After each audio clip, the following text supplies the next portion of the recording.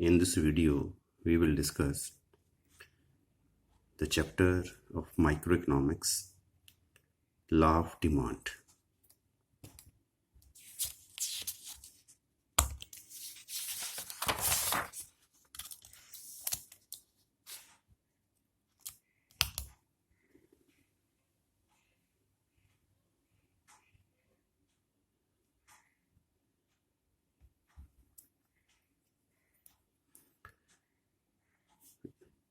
Definition of demand. According to Roger A. Arnold, demand refers to the willingness and ability of buyers to purchase different quantities of good at different prices during a specified time period, suppose per day, per week, and so on. There are three important points: willingness and ability of buyers, prices, and specified time. किसी भी commodity को bye करने के लिए जो buyer है वो willing to buy,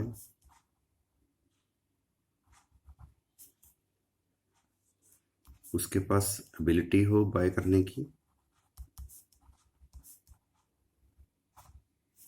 means he has sufficient income to buy, जो भी मार्केट में प्राइस है उस प्राइस के ऊपर वो उस कमोडिटी को बाय करने की कैपेसिटी हो कंज्यूमर के पास और वो उसको बाय करना चाहता हो ड्यूरिंग ए स्पेसिफाइड टाइम, और उस टाइम जो कमोडिटी है वो मार्केट में अवेलेबल हो, then it is known as demand.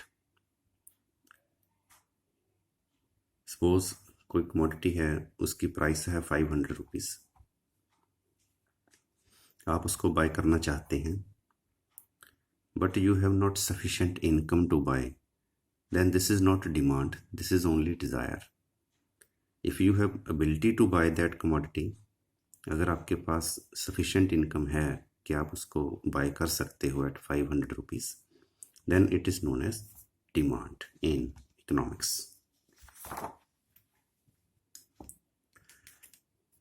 The types of demand.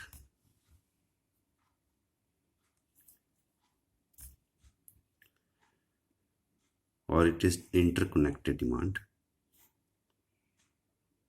First is the joint or complementary demand.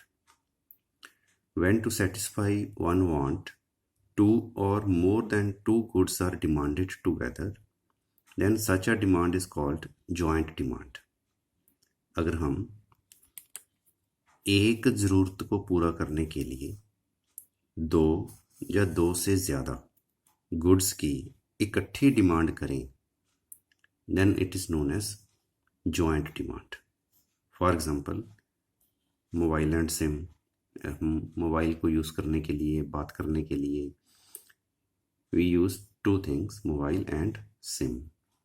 Similarly चाय बनाने के लिए एक ज़रूरत है चाय, बट एक ज़रूरत को पूरा करने के लिए हमें milk, T, sugar, water etcetera इतनी सारी चीज़ों की ज़रूरत है। तो जब हम एक ज़रूरत को पूरा करने के लिए ज़्यादा कमोडिटीज़ की डिमांड करें, उसको कहते हैं जॉइंट डिमांड और complementary demand. Second type is composite demand. When to satisfy two or more wants, one good is demanded. It is called composite demand. पहले क्या था, एक ज़रूरत को पूरा करने के लिए ज़्यादा गुड्स चाहिए, अब क्या है, ज़्यादा ज़रूरतें एक गुड से ही पूरी हो जाएं, इसको कहते हैं composite demand. For example, to make tea curd, cheese, khoa etc. one good only milk is required, milk is demanded. तो हम मिल्क जैसे कि गुड है तो एक ही गुड से हम एक से ज़्यादा ज़रूरतों को पूरा कर सकते हैं, उसको कहते हैं composite demand. Then competitive demand. Demand for substitutes is known as competitive demand. For example, with an increase in demand for Pepsi, demand for Coke falls. अब पेप्सी की डिमांड अगर बढ़ जाए तो कोक की डिमांड कम हो जाएगी. तो एक दूसरे के कंपटीशन में ये हैं.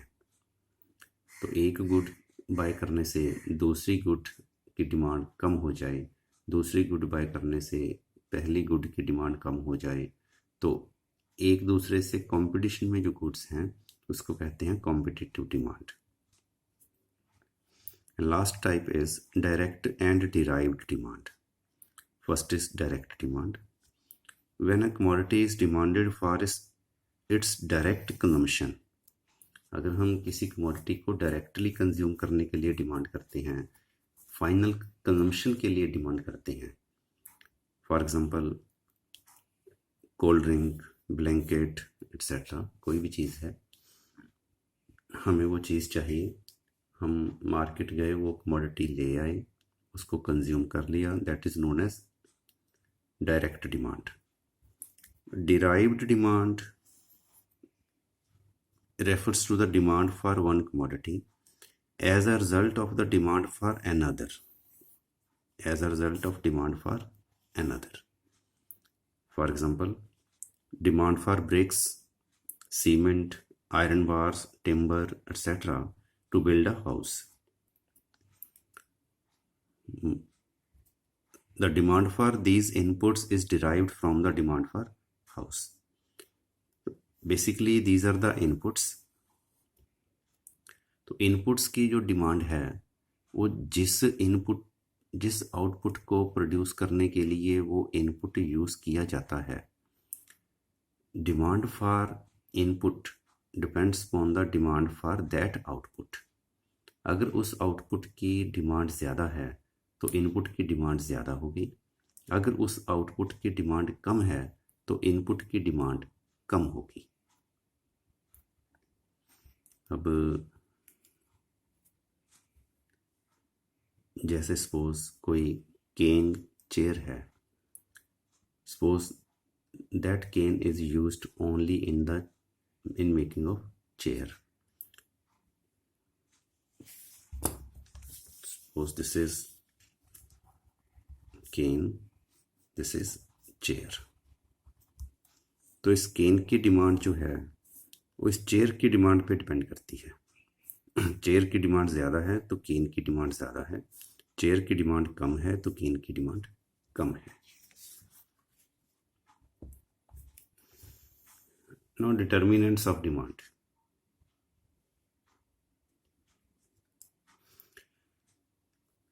Demand for any commodity, suppose demand for x commodity, it depends upon price of X, consumer's money income, price of related commodity, suppose Y, taste of the consumer, expectation about price and income in future, size of population, composition of population, and distribution of income. These are 8 determinants. First is the price of the commodity, suppose X की demand and X की price. Other things remaining same.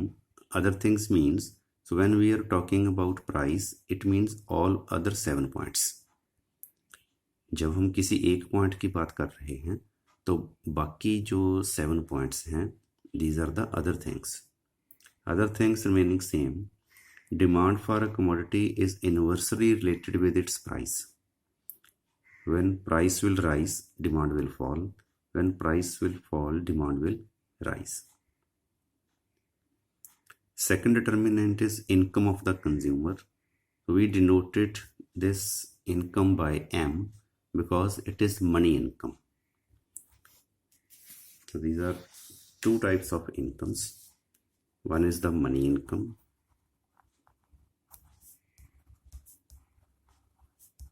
suppose M, and other is the real income, suppose R.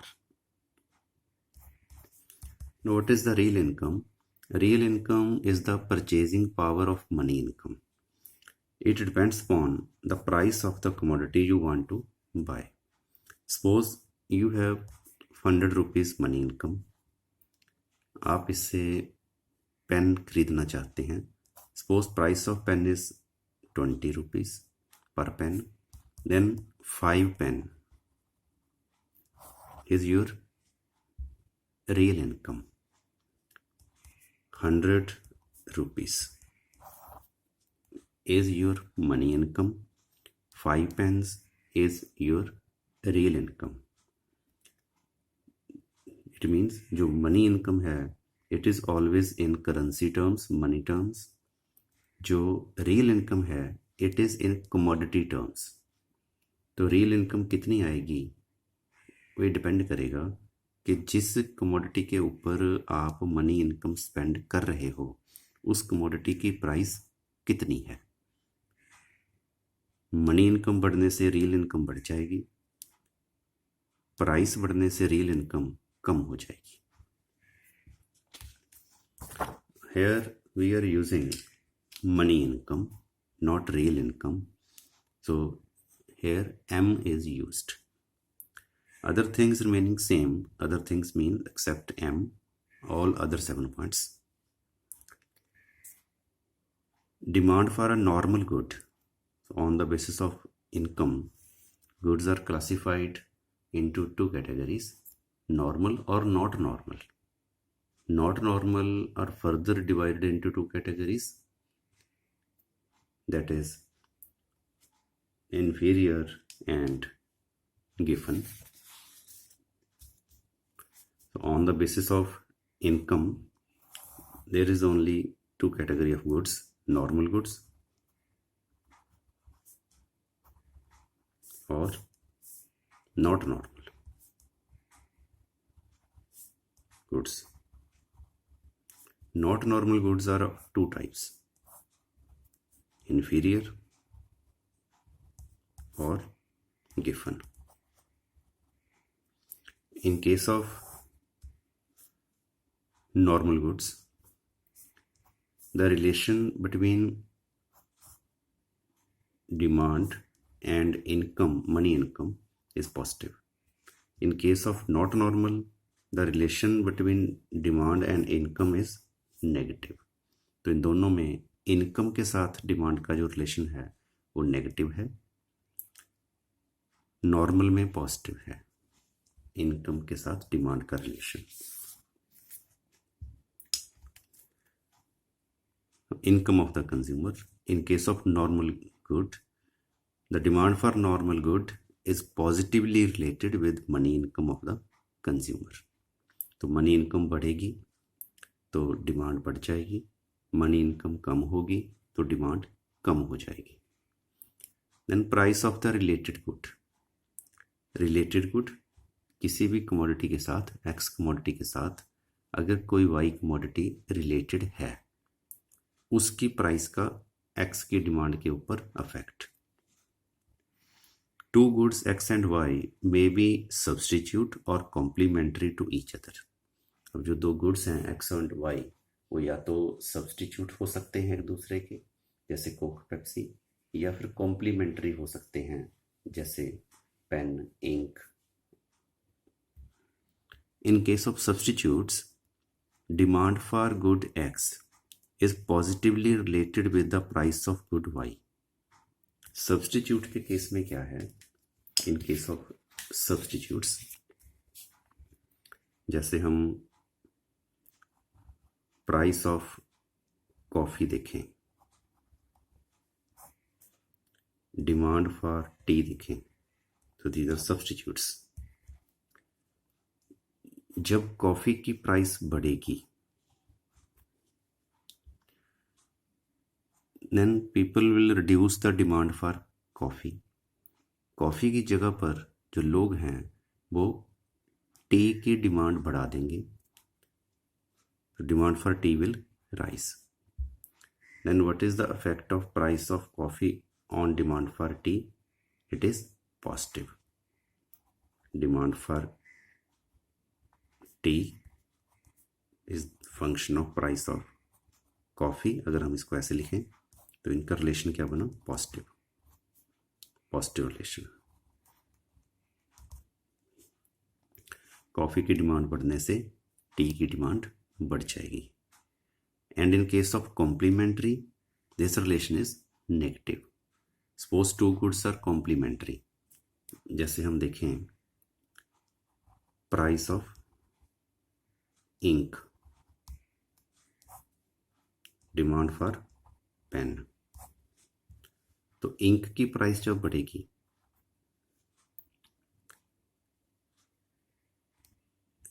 अगर suppose refill की ink की price बढ़ गई तो वो refill जिस पेन में यूज़ होता है उस पेन की डिमांड लोग कम कर देंगे because of the costly refill.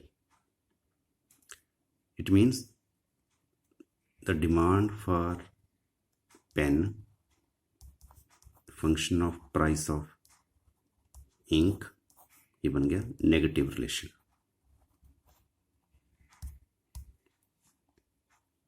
Ink की प्राइस ज़्यादा हो गई तो पेन की डिमांड कम हो गई.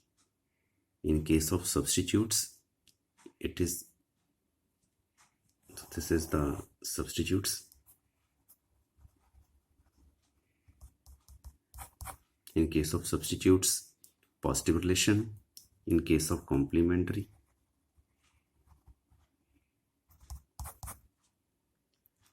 negative relation. तो y की प्राइस का x की डिमांड के ऊपर कैसे इफेक्ट पड़ेगा? सब्स्टिट्यूट्स के केस में पॉजिटिव इफेक्ट पड़ेगा y की प्राइस का x की डिमांड के ऊपर. कॉम्प्लीमेंट्री के केस में नेगेटिव इफेक्ट पड़ेगा y की प्राइस का x की डिमांड के ऊपर. और अगर दो कमोडिटीज़ रिलेटेड है ही नहीं तो एक कमोडिटी की प्राइस का दूसरी के डिमांड के ऊपर कोई इफेक्ट नहीं पड़ेगा. Fourth determinant is tastes of the consumer. A favourable change in taste for a commodity increases the demand for that commodity and vice versa. तो जो टेस्ट है, if you have more taste in a particular good it means you will demand more units of that good. Low taste means low demand. Positive relation.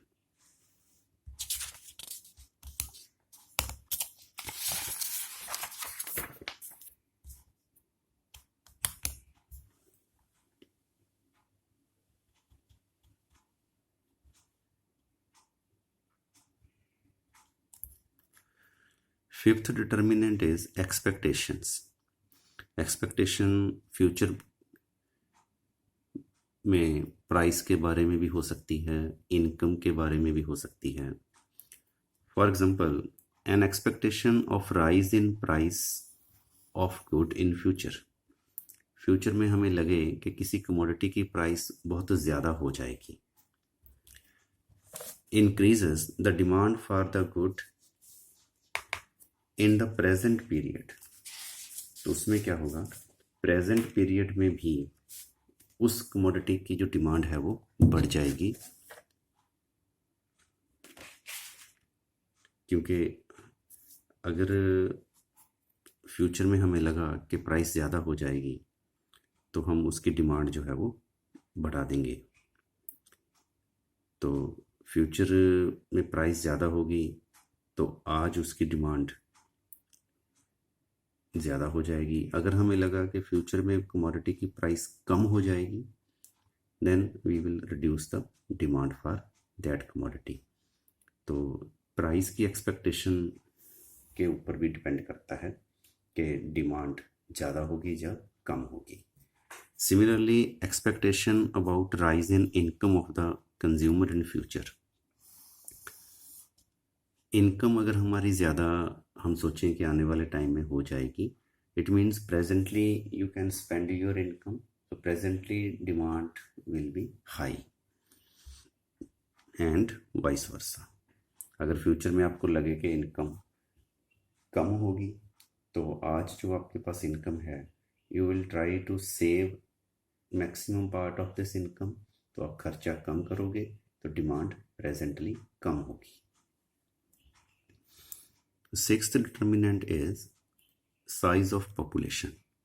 Large size of population has a positive impact on market demand.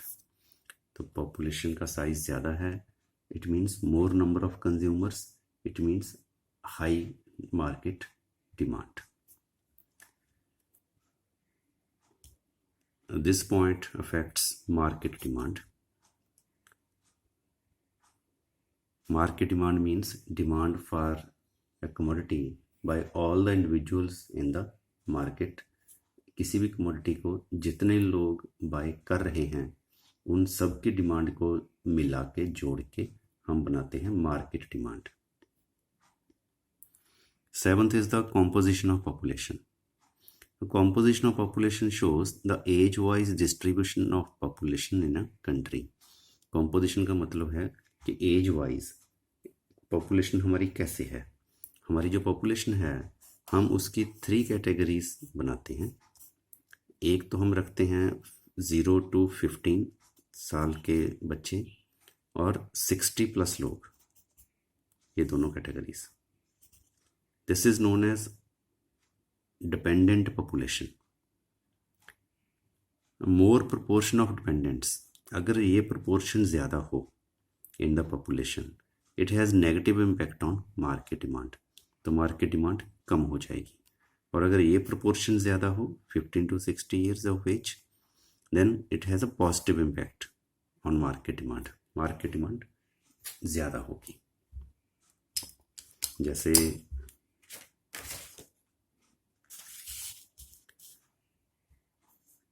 Suppose 0 to 15 and 60+, तो ये जो लोग हैं suppose ये हैं 70% in your country और जो 15 to 60 हैं ये आपकी कंट्री में है suppose 30%।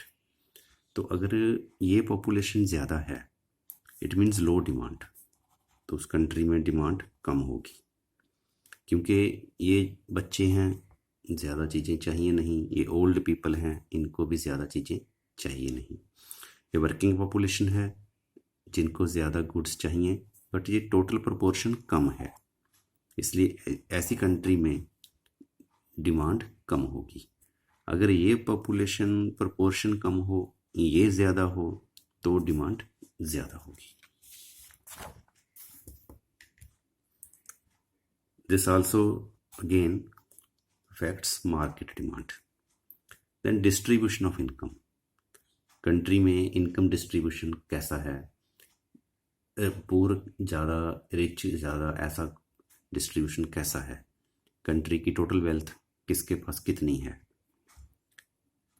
More equal distribution of income has a positive impact on market demand and vice versa.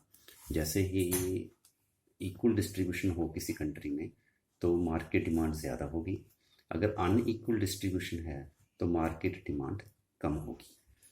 This point also affects market demand. हाँ, जैसे इंडिया में है, इंडिया में जो टॉप 10% लोग हैं they have 30% of India's income and जो bottom 10% लोग हैं they have only 3% of India's total income. This is inequality. तो इनइक्वालिटी, रिच लोगों के पास पैसा बहुत ज़्यादा है, पुअर लोगों के पास पैसा बहुत कम है। तो अगर हम रिच लोगों से थोड़ा पैसा पुअर लोगों में ट्रांसफ़र हो थ्रू टैक्सेस एंड सब्सिडीज़ तो ये लोग स्पेंड करेंगे इनकम को, तो जब ये लोग इनकम को स्पेंड करेंगे तो डिमांड ज़्यादा हो जाएगी। तो इक्वल डिस्ट्रीब्यूशन और मोर equal distribution means high demand, unequal distribution means low demand. These are the 8 determinants. Out of these 8 determinants, these three determinants: size, composition, and distribution of income. These three determinants affect market demand, and these determinants affect individual demand.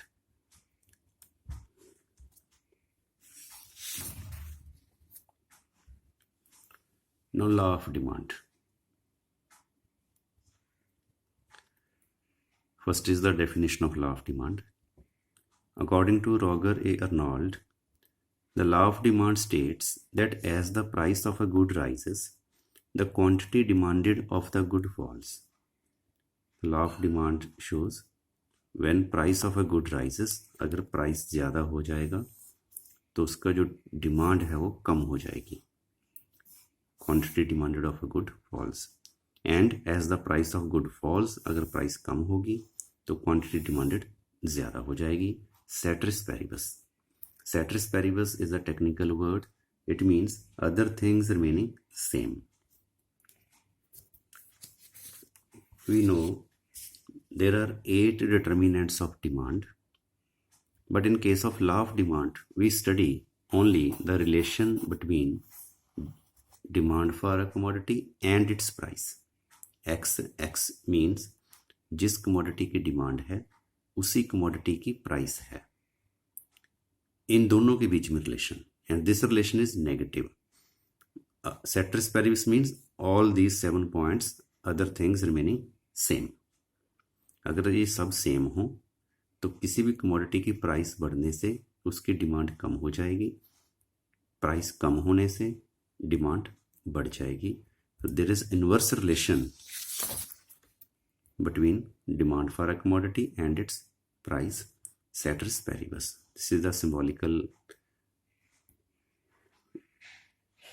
explanation of definition of law of demand. dx is the function of px. x की demand and x की price, इन दोनों में inverse relation है. Price बढ़ने से demand कम होना, price कम होने से डिमांड बढ़ना. Ceteris paribus means other things remaining same.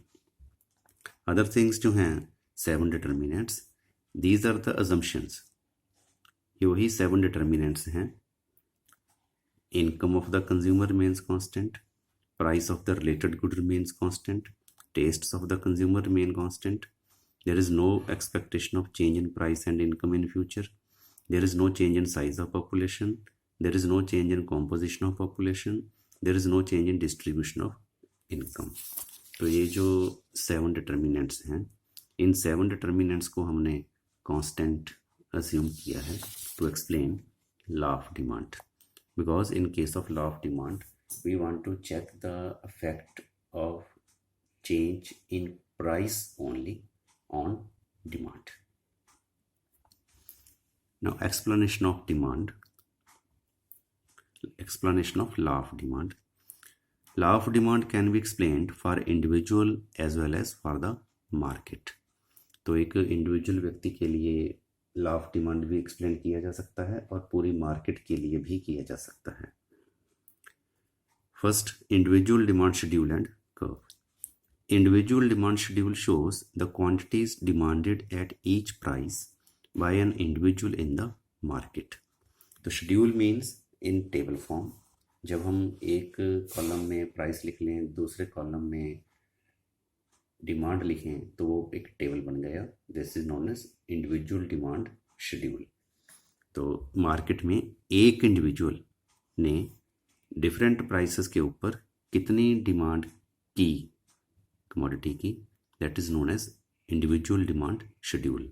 And the graphic presentation of individual demand schedule gives us that person's demand curve. और अगर हम उस शेड्यूल की डायग्राम बना दें तो वो बन जाएगी demand curve. For example,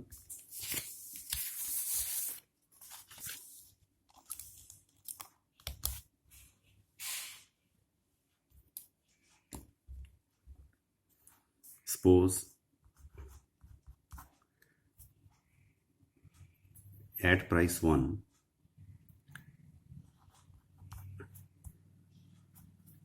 an individual demands 40 units of X At when price rises to 2, demand reduced to 30। तो जैसे ही प्राइस बढ़ी तो उसने डिमांड कम कर दी, और प्राइस बढ़ गई तो डिमांड उसने और कम कर दी, और प्राइस बढ़ गई तो डिमांड उसने और कम कर दी। तो जैसे जैसे प्राइस बढ़ी डिमांड कम हो गई। This is known as law of demand, और this is known as individual demand schedule. तो अगर हम इसको डायग्राम में बनाएं,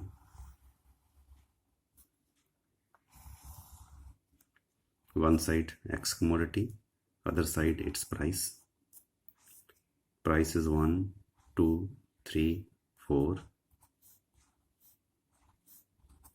this is 10 20 30 and 40।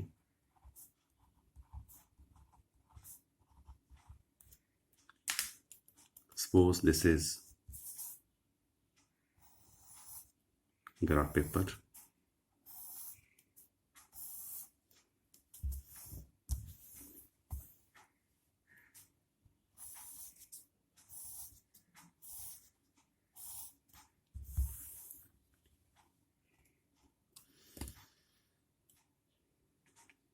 at price 1 demand is 40, at price 1 demand is 40।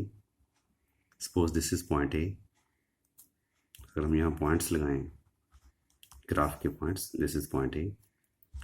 at price 2 demand is 30, price 2 demand is 30, this is point B।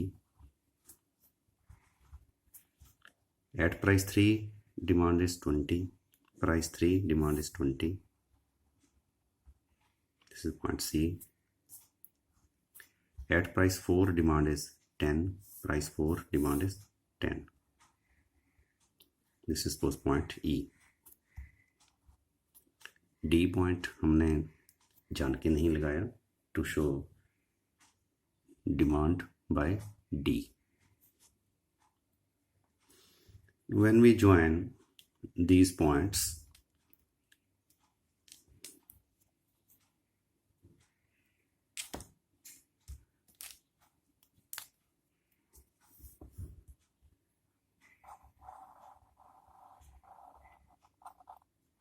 this is the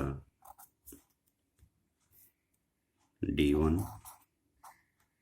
that is demand for X by n individual 1।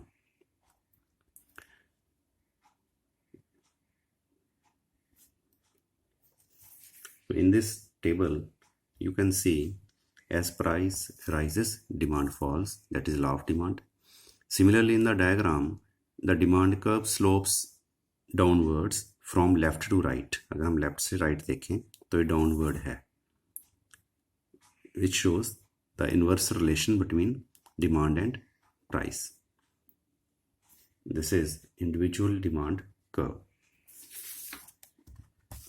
this is the individual demand curve, a schedule and curve। now market demand schedule and curve।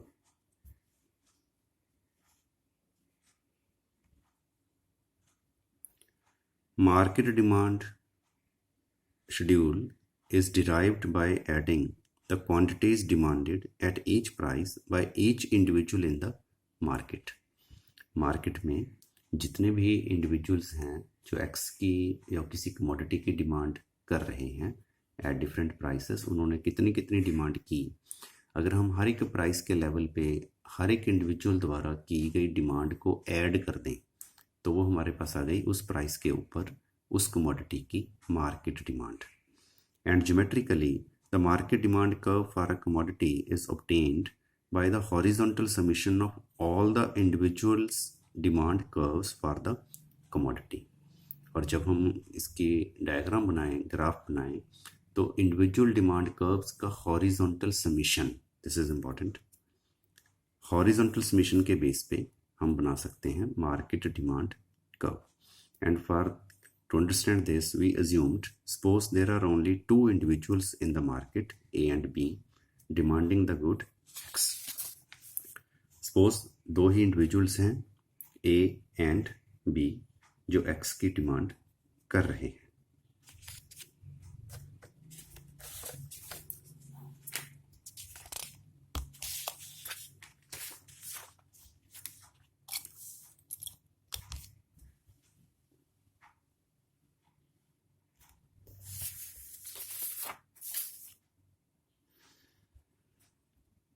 First, we are drawing market demand schedule. Suppose this is price of X. 1, 2, 3, 4. And this is the D1. D1 means demand for X by individual A. Now, as per the taste of A, as per the income of A, as per the liking of A, willingness of A, suppose at price 1, A demands 40 units of X. At price 2, he or she demands 30 units. At 3, 20 units. At 4, 10 units of X. And individual B, this is the D2.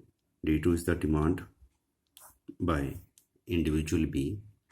अब B के जो test हैं, B की जो income है, suppose ऐसी है, B demands at price 1, B demands 50 units of X, at 2 price 40 units of X, at 3 price 30 units of X, at 4 price 20 units of X. तो अगर हम DX, this DX means market demand, this is A plus B. तो अगर हम market में demand check करें दोनों individuals की डिमांड को जोड़ के, this is 40 plus 50 90, 30 plus 40 it is 70, 20 plus 30 it is 50, and 10 plus 20 this is 30. This is the market demand. And now you can see as price rises, market demand falls. It means law of demand, inverse relation between demand and price. And so this is the horizontal summation like this. हर एक different price के ऊपर, एक particular price के ऊपर दोनों individuals ने कितनी demand की उसको जोड़ के, this is the horizontal summation हमने बनाई market demand. On the basis of this we can draw market demand curve. This is suppose demand by individual A. This is suppose demand by individual B, and this is the market demand. A individual, B individual, this is market A plus B. Horizontal commodity, horizontal axis के ऊपर हम ले रहे हैं commodity X, vertical price of X.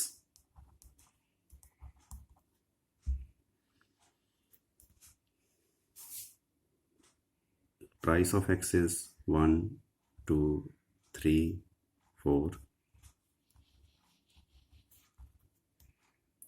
This is same for all these three diagrams.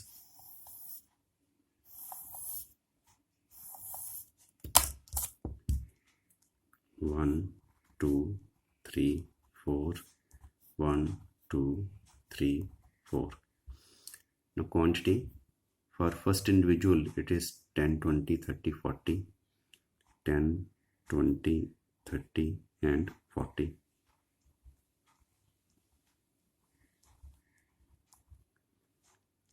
For B individual this is 20, 30, 40, 50, 10, 20, 30, 40 and 50.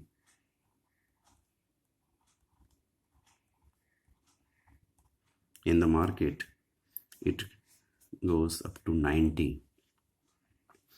फिर 10, 20, this is 30, 40, this is 50, 60, it is 70, 80, this is 90। जो जो point हमें चाहिए हमने वो लगा लिए। Suppose this is the complete graph paper।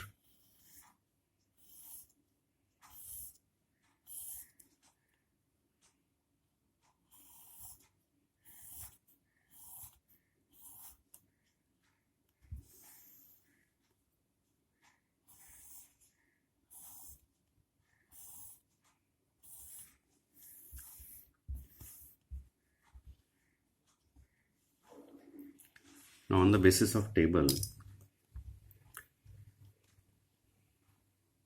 for individual A, at 1 price 40 demand,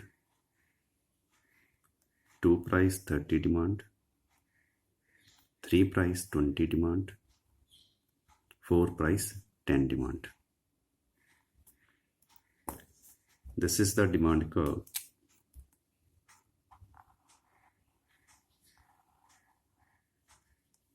D1, demand for good X by individual A, and these are the points. This is A, B, C and E। तो यहाँ पे अगर हम points लगाएं, this is A point, B point, C point and E point।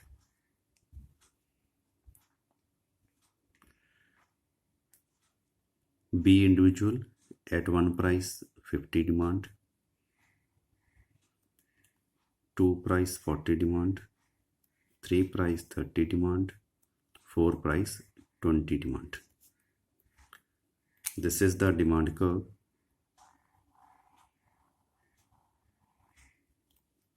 D2, demand for X by individual B। This point is suppose A dash, B dash, this is C dash, this is E dash। तो अगर हम यहाँ लगाएं, this is A dash point, B dash point, C dash point, this is E dash point। Now mark it। At 1 price it is 90 demand, 2 price 70, 3 price 50, 4 price 30।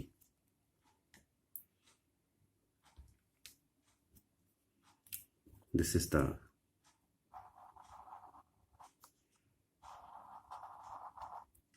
market demand।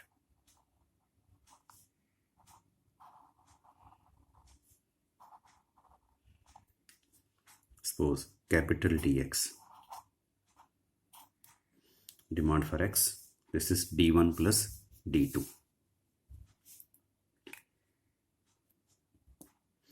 and these are suppose A double dash points, B double dash, C double dash and E double dash। These points A double dash, B double dash, C double dash and E double dash।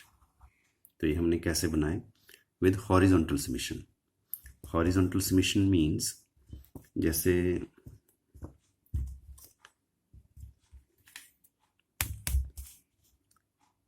ये है at price 4, तो 10 हमने ले लिया ए से up to 10, 20 हमने ले लिया बी से, 10 एंड 10 20, तो ये 30 बन गया। 0 to 10 इतना पोर्शन ए का, इतना पोर्शन बी का, तो इसको हमने हॉरिजॉन्टली जोड़ दिया, इस लाइन और इस लाइन को, इतने डिस्टेंस को। 2 लाइन्स हैं तो उसको हॉरिजॉन्टली जोड़ेंगे तो ये ऐसे बन जाएंगी, वर्टिकली जोड़ेंगे तो ऐसे बन जाएंगी। तो ये हॉरिजॉन्टल सबमिशन करना है हमने। दिस पोर्शन 10 ए का और दिस पोर्शन 20 10 10 फ्रॉम बी, तो ये बन गया 30। This is the horizontal summation of individual demand curves to draw market demand.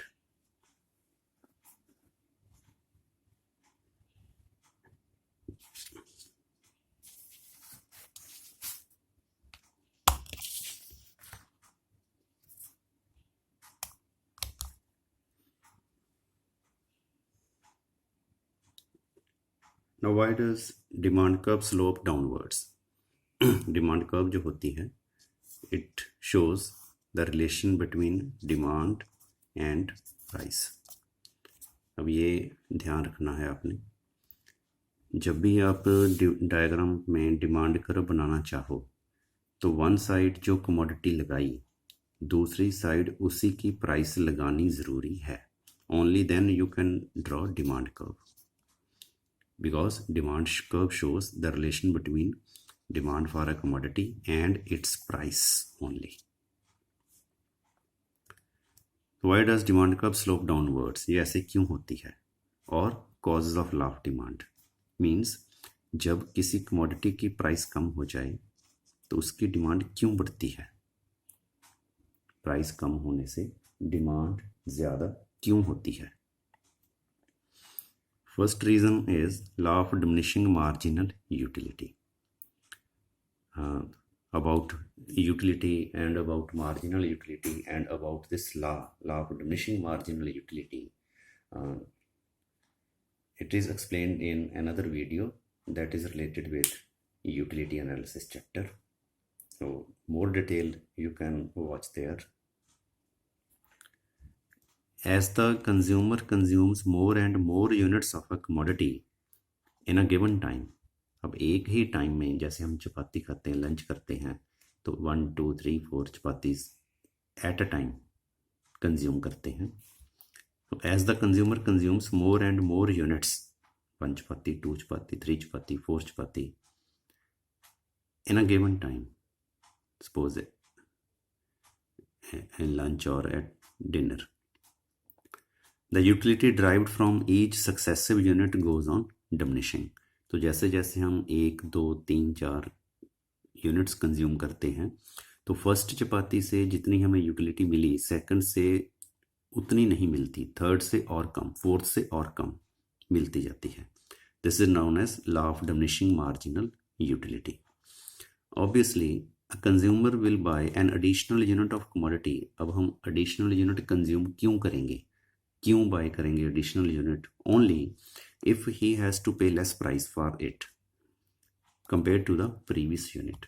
तो हम एक और यूनिट तो ही कंज्यूम करेंगे अगर हमें उस कमोडिटी की पहले से कम प्राइस देनी पड़े।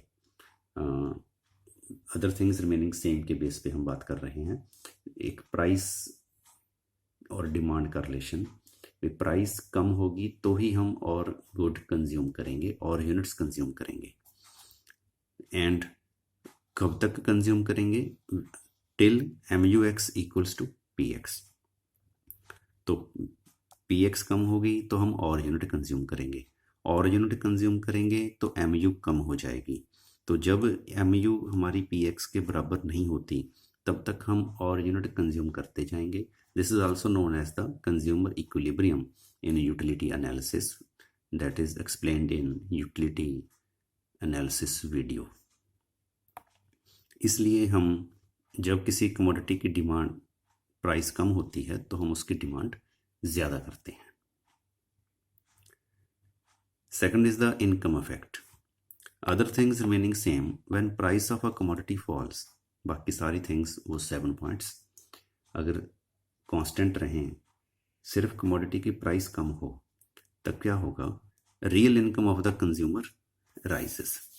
जैसे हमने पहले एक्सप्लेन किया था कि जैसे प्राइस कम हो गया, this is a real income. अगर प्राइस कम हो जाएगा तो रियल इनकम ज़्यादा हो जाएगा। प्राइस 10 हो जाए तो रियल इनकम 10 हो जाएगी। प्राइस 2 हो गई तो रियल इनकम 50 हो जाएगी। When price of a commodity falls the real income of the consumer rises. Real income का जो फॉर्मूला हमने पहले एक्सप्लेन किया, money income of the consumer over price of the commodity. तो रियल इनकम कंज्यूमर के पास ज़्यादा हो गई। As a result consumer demands more units of the good when its price falls. इसलिए कंज्यूमर क्या करता है, जब कमोडिटी की प्राइस कम हो गई तो उसकी डिमांड ज़्यादा करता है, क्योंकि कंज्यूमर की रियल इनकम ज़्यादा हो गई। Third point is the substitution effect. For example if price of T goes down, अब ये भी हमने जैसे पहले एक्सप्लेन किया था, द कंज्यूमर्स में सब्सटीट्यूट टी फॉर कॉफ़ी, दस demand for T rises when its price false. अब टी की डिमांड कम हो गई, कॉफ़ी की डिमांड टी की प्राइस कम हो गई। अब टी की प्राइस जब कम हुई तो कॉफ़ी की प्राइस चाहे सेम ही हो, but comparatively tea is more cheaper than coffee as before. इस तरह से देखो, this is the price of tea, price of coffee. Suppose price of tea is 10, coffee is 20. Suppose price of tea falls, price of coffee same, but price of tea falls. अब पहले जो T की price थी वो थी 1/2 of coffee, अब T की price है 1/4 ऑफ कॉफ़ी, 1/4 रहेगी प्राइस उसकी टी की। तो लोगों ने टी की कंजम्पशन ज़्यादा कर दी, कॉफ़ी की कम कर दी। कॉफ़ी की प्राइस नहीं बढ़ी, बट उसकी रिलेटिव प्राइस ज़्यादा हो गई टी की प्राइस कम होने से। तो पहले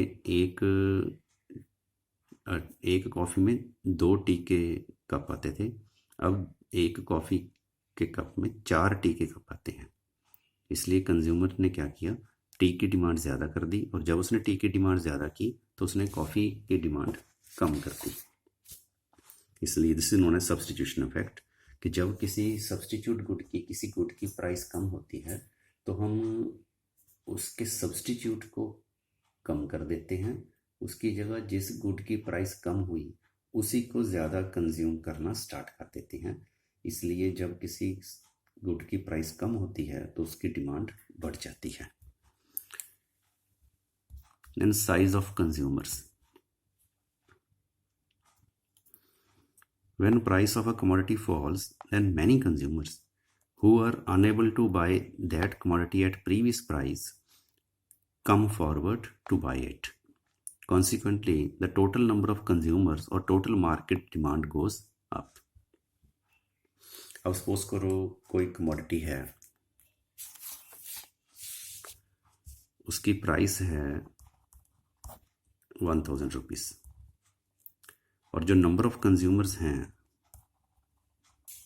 जो उसको बाय कर रहे हैं, सपोज 15 लोग ऐसे हैं जो उसको बाय कर रहे हैं। अब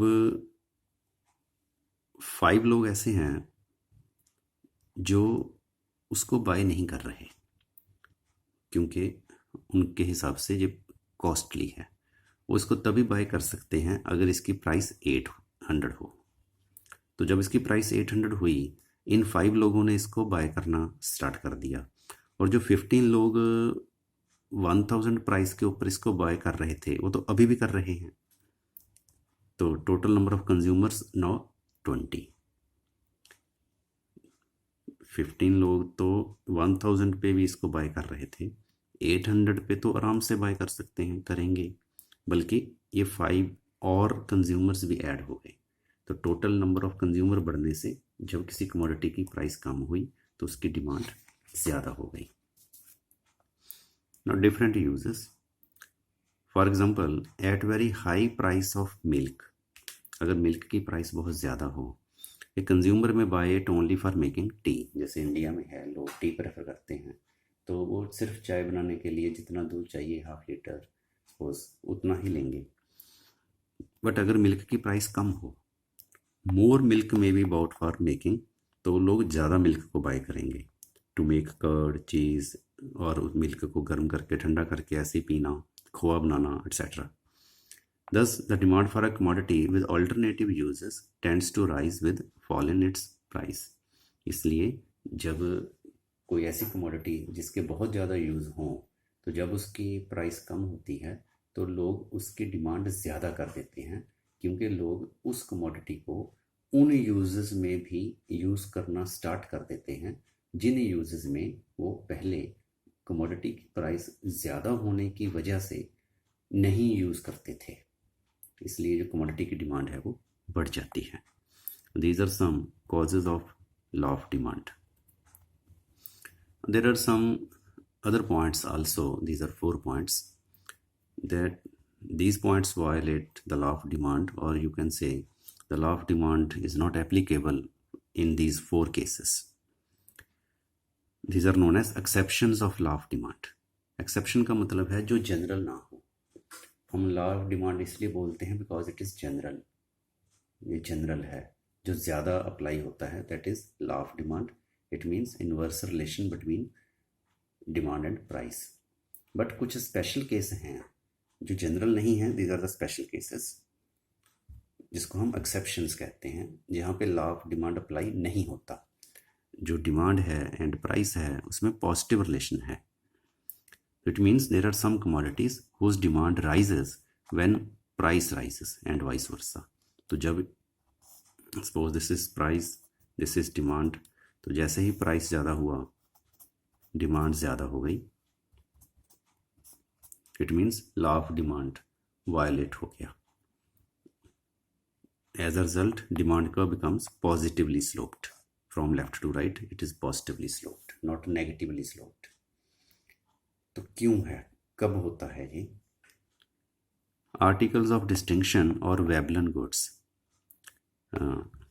Thorsten Veblen was an economist. इन्होंने एक स्पेशल गुड्स बताई, luxury goods like diamonds, jewellery, costly carpets, original art work etcetera, जिसको इन्होंने कहा कि ये ऐसी गुड्स हैं जिनकी प्राइस ज़्यादा होने से डिमांड ज़्यादा होती है। More demand when their price are high. तो ऐसी जो गुड्स हैं उनको, प्रेशियस गुड्स को, लग्जरी गुड्स को वेबलन गुड्स कहा जाता है, because this point is given by Veblen. These goods are generally not for necessary consumption, this is conspicuous consumption, दिखाने की कंजम्पशन है ये। तो लोग फिर वो चीज़ ज़्यादा बाय करना चाहते हैं जिसकी प्राइस ज़्यादा है। Then Giffen goods, these goods are given by sir Robert Giffen. तो उनके नाम पे जो गुड्स हैं गिफन गुड्स। गिफन गुड्स वही होती हैं जिनमें प्राइस और डिमांड का रिलेशन पॉजिटिव हो। जैसे हमने पहले बनाया था, इनकम के बेस पे अगर हम गुड्स को देखें, इनकम के बेस पे 2 ही गुड्स हैं, एक है नॉर्मल, एक है नॉर्मल जो नहीं है। नॉर्मल में इनकम का पॉजिटिव रिलेशन, जो नॉर्मल नहीं है उसमें इनकम के साथ नेगेटिव रिलेशन। बट जो इन्फीरियर गिफन है इसमें क्या है, इन्फीरियर में प्राइस के साथ नॉर्मल की तरह नेगेटिव रिलेशन ही होता है गुड का, डिमांड का प्राइस के साथ नेगेटिव रिलेशन। बट गिफन में प्राइस के साथ पॉजिटिव रिलेशन होता है। तो हम ये स्टडी कर रहे हैं इस टाइम गिफन गुड्स।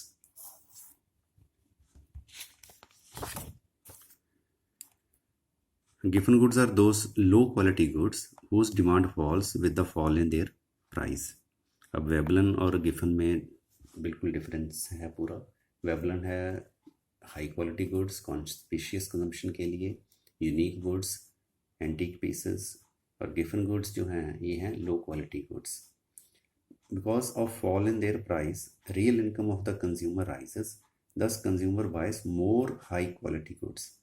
अब इसमें क्या होता है, जैसे सपोज कोई लो क्वालिटी की गुड है, जब उस कमोडिटी की प्राइस कम हो गई तो कंज्यूमर की रियल इनकम बढ़ जाएगी। तो कंज्यूमर उस लो क्वालिटी की गुड की डिमांड को कम कर देगा, उसकी जगह हाई क्वालिटी की गुड को बाय करना स्टार्ट कर देगा। तो लो क्वालिटी की गुड की प्राइस कम होने से लो क्वालिटी गुड की डिमांड कम हो गई। इट मीन्स पॉजिटिव रिलेशन बन गया डिमांड एंड प्राइस में। Then expectation of change in price in future. Future में प्राइस चेंज की expectation. If prices are likely to rise more in the future, then even at the existing higher price, people may demand more units of the commodity and vice versa.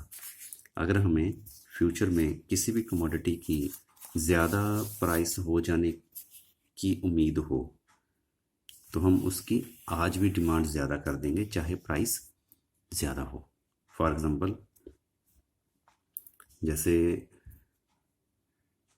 Suppose कोई commodity है, onion है suppose,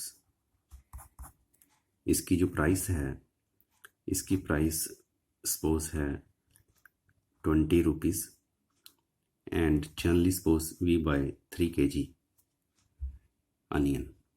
general ऐसे होता है. और around suppose इसकी price हम assume कर रहे हैं, सपोज अनियन की प्राइस होती है 20 के आसपास, 20 प्राइस इसकी होती है और जनरली हम 3 kg बाई कर लेते हैं सपोज.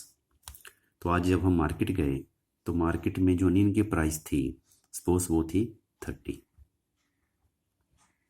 तो हम बड़े हैरान हुए कि आज जो प्राइस है बहुत ज़्यादा है. तो जब हमने सेलर से पूछा कि इसकी प्राइस इतनी बढ़ कैसे गई, लास्ट वीक तो ये कम थी, 20 थी. तो सपोज उसने कहा कि जो अनियन है इसकी सप्लाई काफ़ी शॉर्ट चल रही है और अभी तो ये 30 में मिल रहा है और आने वाले टाइम में ये 60 में भी नहीं मिलेगा. मीन्स आने वाले टाइम में इसकी प्राइस और भी ज़्यादा बढ़ जाएगी. तो जब हम ये सुनते हैं उससे कि आने वाले टाइम में इसकी प्राइस और भी बढ़ जाएगी तो हम उसको कहते हैं अच्छा ऐसे करो तो आज ही आप हमें ज़्यादा अनियन दे दो. सपोज 5 kg हमने बाय कर लिए. तो क्या हुआ, अगर हम इसको देखें, when price of the commodity rises it's demand rises. तो प्राइस बढ़ने से डिमांड बढ़ गई, लॉ ऑफ डिमांड वायलेट हो गया, पॉजिटिव रिलेशन बन गया. ऐसे ही अगर हमें उम्मीद हो कि फ्यूचर में कमोडिटी की प्राइस कम हो जाएगी, आज जितनी कम हुई उससे भी कम हो जाएगी, तो हम उसकी डिमांड आज कम कर देंगे. Last point is the ignorance. Ignorance means जब हमें पता ही ना हो कि मार्केट में जो प्राइस है वो क्या है. Sometimes because of ignorance consumer may buy more units of the good even at high price of it. Generally जैसे इंडिया में स्टूडेंट्स जो हैं, जो घरों में रहते हैं, उनको नहीं पता होता मार्केट में क्या प्राइस है. For example, suppose a person goes in the market to buy mangoes. He asks the buyer, तो उसने वेंडर से पूछा कि जो मैंगो की प्राइस है वो कितनी है. तो बायर सेलर ने कहा भाई 50 रुपीज़ पर kg है. तो अब इसने 3 kg मैंगो लेने थे, पर इसको लगा कि ये तो प्राइस बहुत कम है. अब कंज्यूमर को ये कैसे लगा प्राइस बहुत कम है? Because of ignorance. लेने थे इसने 3 kg, बट इसको लगा ये प्राइस बहुत कम है, इसलिए इसको थोड़ा लालच आ गया और ये 5 kg इसने ले लिए. तो इसने क्या किया, हाई प्राइस के ऊपर मोर कमोडिटी बाय कर ली क्योंकि इसको पता नहीं था प्राइस एग्जैक्टली क्या है, because of ignorance. These are the exceptions of law of demand.